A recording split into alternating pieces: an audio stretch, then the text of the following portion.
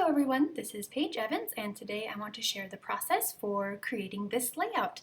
This was made for Kerri Bradford Studio using her Oh What Fun digitals, just the tree, and the new crepe paper Snow and Cocoa collection. So I opened up a new Silhouette Studio file, traced the tree, and then I copied and pasted it a few times and changed the size. I just wanted to have a bunch of different trees and space them apart so that I could have a little wiggle room around each of them. So you can do that by rotating the trees and fitting them in like triangles. So I cut this from white textured American Crafts cardstock, put the speed at 6 and the blade is at about 7, and wait for it to cut. So here is the machine doing what it does, and here is the finished page. So carefully peel off the background or foreground, whatever you want to call it, from the mat. And I used spray adhesive. It's a little bit sticky already just from my mat because it's quite new, but I added some spray adhesive to the back and carefully placed it over this beautiful, colorful striped paper from Snow and Cocoa. I love how all the stripes just make it so colorful. And then I used a pair of scissors and carefully, well actually not so carefully, I just cut around the trees. I wasn't being too concerned with how much spacing was around, just trying to make it about 1/4 of an inch, maybe 1/8 of an inch, and I just cut out all of the trees. The next step, and I'm not gonna lie, this whole stitching process probably took between 5 to 7 hours with breaks. But I love the texture that it adds. It's like creating your own embellishments. So pierce holes all over the trees where you want to stitch. I had to put on my gloves to protect my little fingers because the needle hurts a little bit. And then use a simple back stitch and white thread. You can use colored threads, that'd be kind of cool. I just used white thread to create a texture, white on white. Back stitch and then just park yourself on the couch, or I've even, gotten my steps in and walked around the house as I was stitching, and stitch all of the trees. You could completely skip this step. You could use the sewing machine and sew over the trees to get the same textured feel. But go ahead and stitch your trees, and this is how I finish it up. I just tie a knot, trim off the excess, and continue on. So once all of your trees are stitched, pick a background cardstock. I chose this robin's egg blue.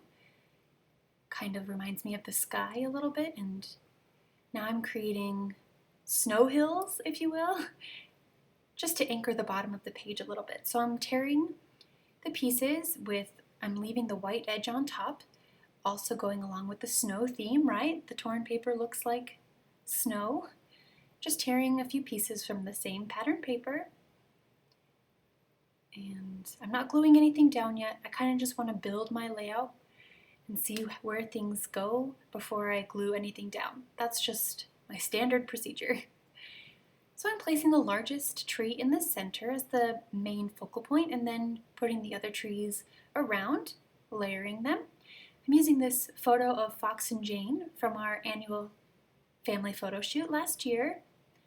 It's just so cute, and the colors go great with this collection. Alright, so we've got some trees that I've made, and now I'm adding in some pre-made trees.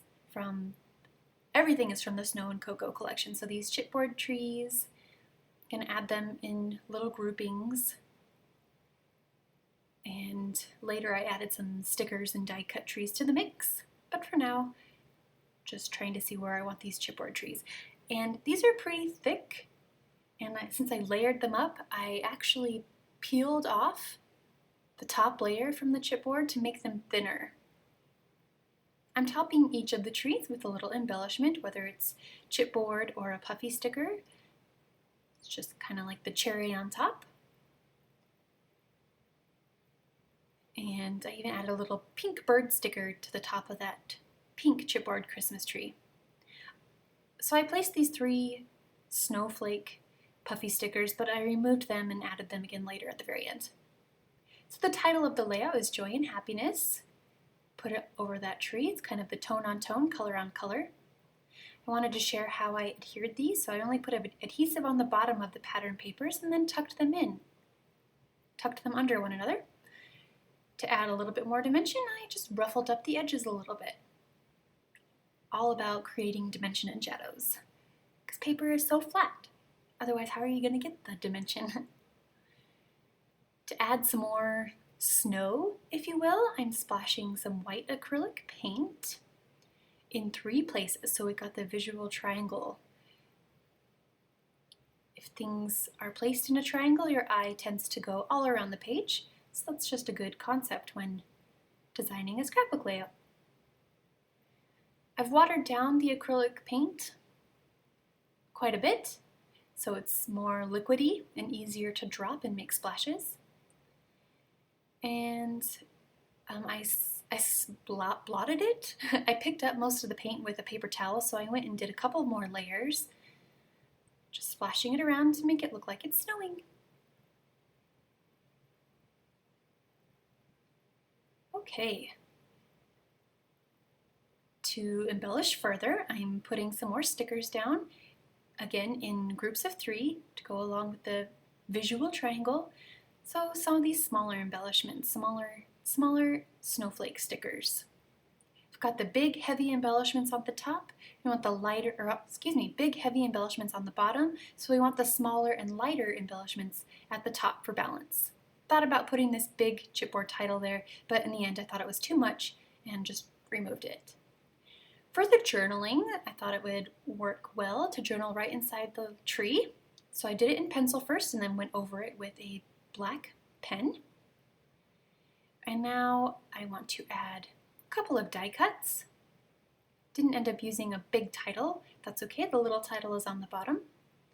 And just finished with some 3 bigger, lighter colored snowflakes. So I hope you are inspired to try out some of the Kerri Bradford Studio cut files. And thank you for watching. Make sure to subscribe.